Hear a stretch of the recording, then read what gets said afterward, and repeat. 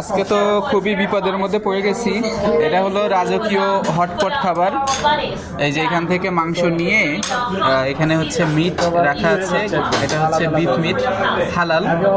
তো এটা নিয়ে হচ্ছে আমাদের এই হটপটের মধ্যে ঢালতে হবে। এখন আমরা দেখছি আমাদের সাদ্দাম ভাই কিভাবে হটপটে ঢালছেন। ভাই এটা কিভাবে খেতে হয় আমাদেরকে একটু দেখান ভাই।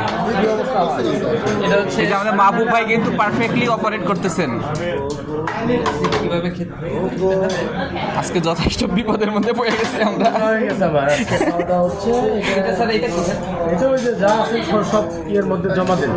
আমরা যথেষ্ট বিপদের মধ্যে পড়ছি। আমি এটা ভাই এনেন রসুন ভাই, রসুনটা কিভাবে খেতে হবে আল্লাহ না জানে, বুঝতে পারতেছি না কেমনে খাইতে হয়। নিয়ে এটা উঠাইয়া নিয়ে এই যে দিয়ে দিলাম হটপটের মধ্যে।